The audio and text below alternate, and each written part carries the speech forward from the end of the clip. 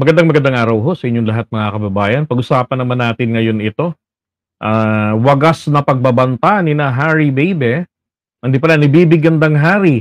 Si Risa pala yung baby natin, tsaka si Attorney Migs Nograles. Si Migs Nograles pala, yun. Okay, so sabi ho kasi nilang dalawa, kapag may mangyari kay Sarah, suspect daw po si Marbil. Ba, agad-agad?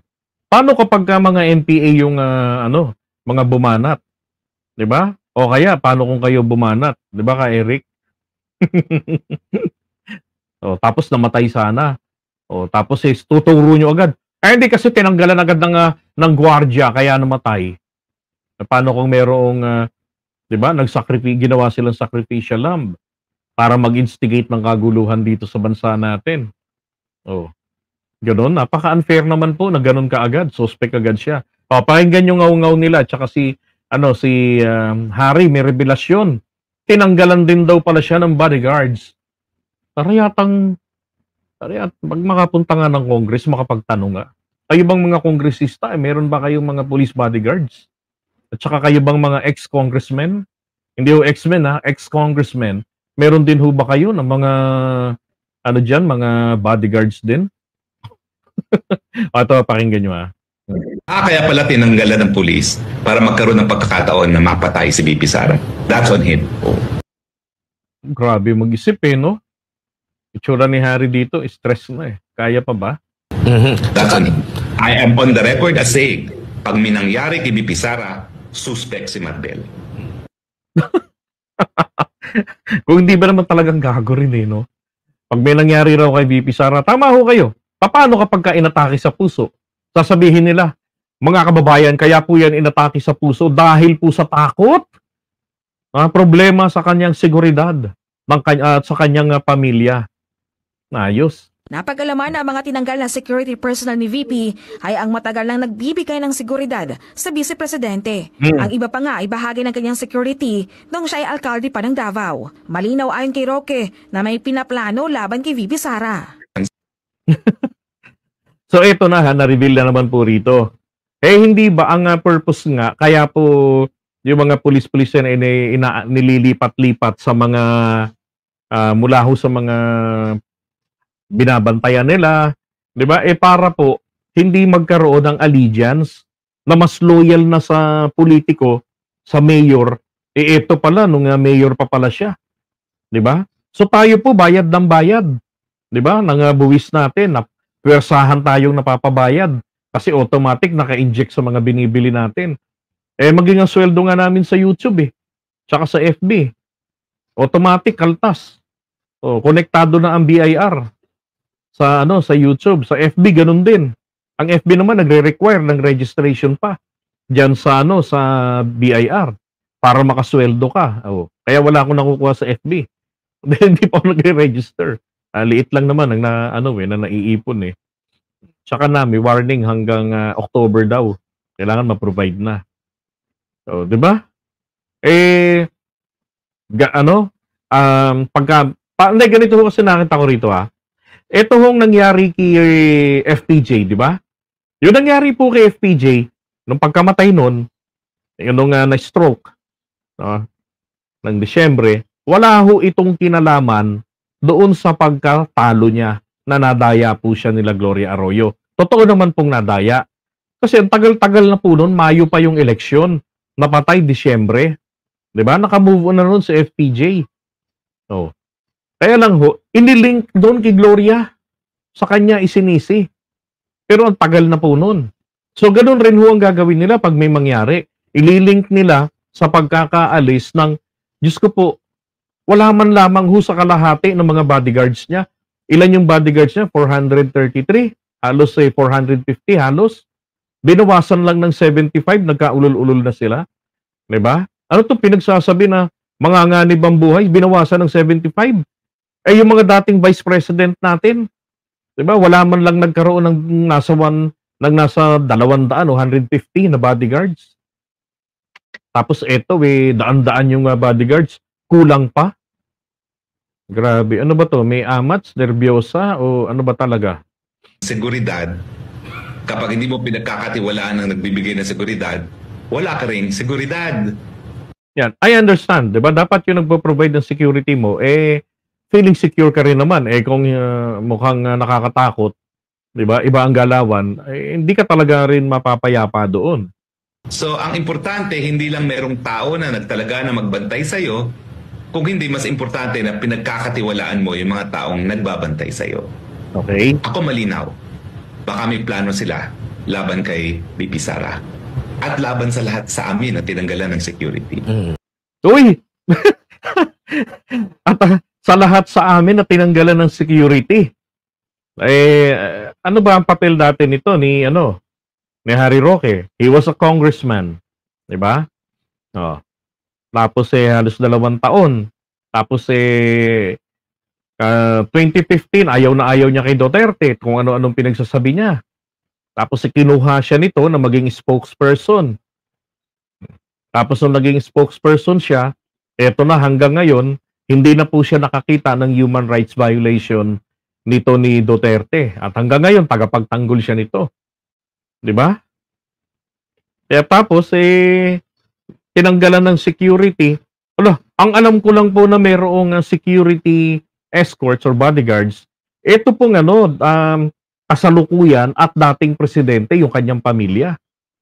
Pero yung mga mga alter ego katulad niya, hindi ho ito binibigyan ng ganun na klase ng pribilehiyo. Asumero naman tong taong ito. Grabe. No. Laban kay BP Sara. At laban sa lahat sa amin na tinanggalan ng security. Ayos, may security daw siya. Kaya nga po, pag may nangyari sa amin, ang unang suspect po dyan, yung mga nagtanggal na aming mga tao na nagbibigay ng seguridad. Di ba obvious naman yun? Grabe. Di ba? Hindi niya pa binanggit hindi pa niya sinali si PBBM. Kasi paniniwala nila, inutos to ni PBBM. Ginagawa niya, dapat talagang i-dismantle. Isipin mo, mayor pa si Sara. Kailan ba siya nagsimulang naging mayor? Di ba, ganun na katagal? Nakabuntot na sa kanya. Aba, yan, mini private army na yan. Tapos ngayong naging vice president, halos mag-500. Matindi to. Tapos taong bayan, naghahanap tayo ng police visibility. Tragis na yan. Sandamakmak na yung kapulisan sa paligid niya. Di ba, yung mga gwardya niya. Tapos sasabihin pa niya, mapanganib sa labas. Nakakatakot sa daanan. Plastic. Ito naman si Ka Eric, tingnan nyo Pag may mangyaring masama sa Vice Presidente ng bansa, sa kanyang pamilya, their blood will be... Ano to? Bakit ganito? Parang lasing. Parang palaka na nagsasalita. Kaya naman pala Magigipalang palaka. Pag may mangyaring masama sa Vice Presidente ng bansa, sa kanyang pamilya, their blood will be on your hands. Sapagkat ikaw ang nagmaniobra sa utos ng politiko at lahat ng ito ay hindi mangyayari kung hindi ka rin inutusan ni Mr. Marcos Jr. na ipatupad ang isang kabaliwan na desisyon na tanggalan ng mga security personnel ang pangalawang pangulo ng bansa. Sisingilin ka ng taong bayan. Siyak na darating yun.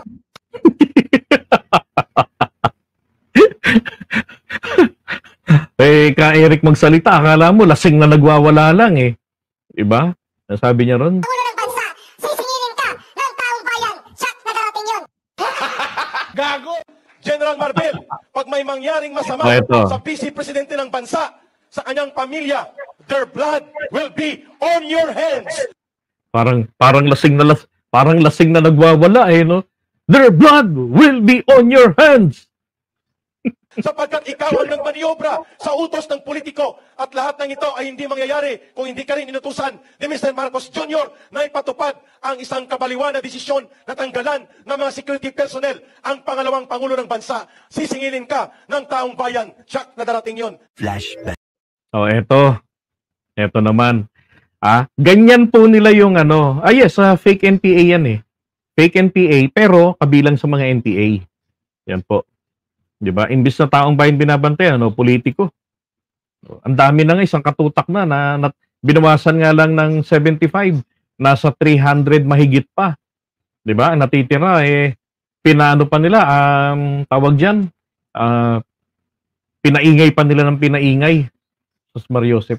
Talo pa sila ni Bongo eh. Nung matanggalan, 2 weeks pa bago si Sara. Diba? Hindi naman po siningil out. Alam nyo, si Bongo nilalaglag na mga Duterte ha. Yun ang napapansin ko. Diba? Nung nakaraan, ibinuking niya na totoo yung picture na magkakasama sina Alice Guo at kapatid nito at si Faeldon sa bahay nila Digong. At yun eh hindi ho yung panahon na mayor pa lang si Duterte kung hindi recent lang.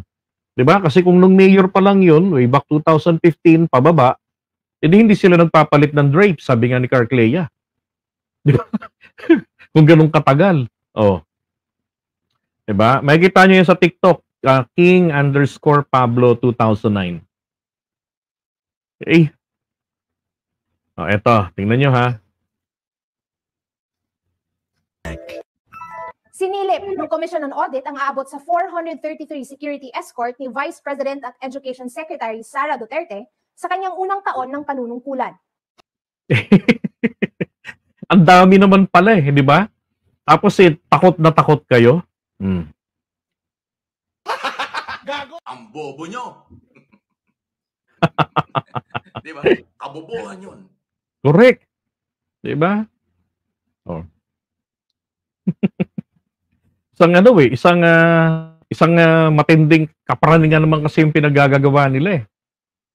Sino hong maniniwala doon sa katarantaduhan na yan? Unang-una alam nyo, ganito lang po yan ha. Ito sa mga DBS, makinig po kayo mga DBS. Huwag kayong magta-type, huwag po muna kayong mag-iisip. Okay? Makinig lang po muna kayo. Ito yung sikreto kung bakit pabulubog ng palubog yung mga maisog rallies nila rin sa Pilipinas. Pakunti ng pakunti. Kaya po pumupunta na sila sa abroad para doon naman manira at financially mambudol. Diba? Gaya ng ginagawa ni Maharlika. So, yung mga event niyang ganon, may bayad po yun. Pinakita ko na nga sa isang content natin. Diba? Nag-text blasting siya. Tapos nagtatawag pa. Ini-invite ang mga OFWs doon sa malapit sa kanya, sa California, para dumalo. Ngayon, dahil po sa mga katangahan ninyo ng mga promotor ng pulburon video, ng mga fake news laban sa presidente at sa gobyerno, kaya isipin nyo ha, sasabihin ni Duterte ganito, ang presidente natin, bangag! Bangag noon, bangag pa rin ngayon. Tapos sasabihin niya kinabukasan. Siguro pagka may pulis siyang nakita, sabihin niya, hindi ko kayang gawin niya, kayang sabihin niya kay Marcos, patayin ako noon. O, diba? Babawiin bigla. Di fake news. O, walang paninindigan sa salita. So, itong mga alipores nila, lalo na yung fake media, SMNI, so, number 1 din. Diba? Hindi nila alam kung alin yung pagtatanong at saka doon sa pag-aakusa. Ginagawa lamang nila, pag-akusa ni Martin Romualdez, pero sa paraan ng pagtatanong, ano mga Pilipino, bubong tanga? Ginagawa nilang bobo mga followers nila eh. So yung mga nagsisimpatya sa kanila, iyan po kung hindi miyembro ng kulto, yan ho ay talaga hong mga ano lang. Ano nga huli yun, Mike Abe? Ano yung sabi mo? Hindi, ito. Iisipin ng tao, kaya pala Di ba? Kabobohan yun. Ayun, kabobohan daw ho pala yun. So, yung mga tao ho, nasasanay na sila.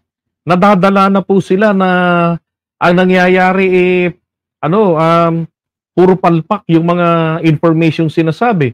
Latest was the pulburon video. 'Di ba?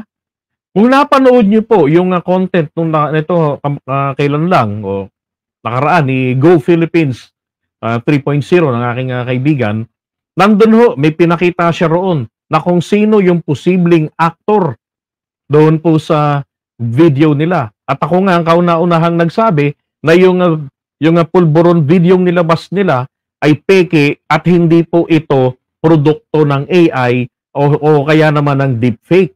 Bagkus ito po ay produkto ng makeup at ilaw tsaka editing. Kaya nung isinalang ito doon sa deepware to determine kung deepfake ba ito, nagnegatibo kasi hindi po ito deepfake. Ang fake po doon, yung actor nilang Make-upan nila at pinagmukhang si Bongbong Marcos, pero hindi nila nadayang i-extend yung tenga. 'Di ba? O yung pinakita ni Go Philippines, yung gaganito ng tenga, 'di ba? Mami Peng, alam ko ganun din meron. Oh. Kitang-kita, tugmang-tugma ho dun sa pinapakita nila dun sa pulboronic video nila. Nasanay na po yung mga tao sa fake news na ginagawa nila. So hindi na ho sila pinagpapaniwalaan. At palagi na rin ako nakakakita ng mga comment na sinasabi na, alam nyo, isa akong dating DDS. Certified ako dati na talagang supporter nila. Pero sa nakikita ko na ataking ginagawa nilang paninira gamit ang mga fake news, nawalan na ako ng gana sa kanila. Dapat lang po mawalan ng gana ang mga Pilipino. Ito na lang Ano to? Pagkuha ng simpatsya ni Bibi Gandang Hari, na pati siya po tinanggalan din ng bodyguards, ng security personnel. Aba, matindi ho sapak sa utak nito. Sabi ni Marina Sanchez, mga taga-Rofer daw po gumawa nun. Naku, palagay ko ho, totoo ho yan, Rofer yung mga gumawa nun. Diba? Kaya lang, meron ho tayo mga nakakaawa naman ho ang mga kababayan natin in their state of mind doon ho sa California. Napaniwalang-paniwala po rito. O, eto. Mama. Yan.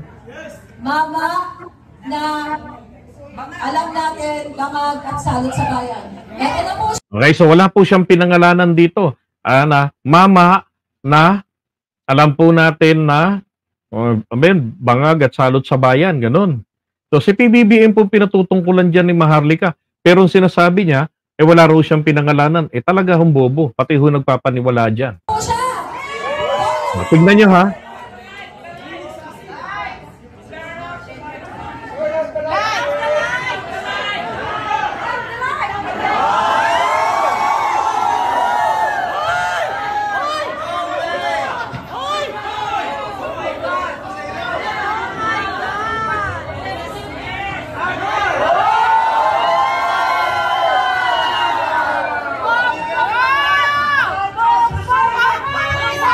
O, tapos tignan niyo yung mga sigawan nila.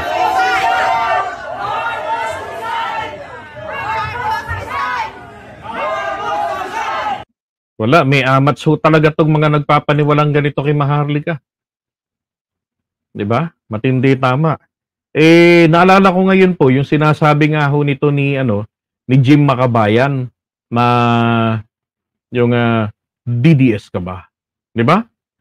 Akmang-akma ho talaga sa kanila isipin mo naman alam nyo nang ginagago kayo, nagpapaka-utu-utu pa rin kayo o nagpapakagago pa kayo. O, pakinggan nyo ho ito.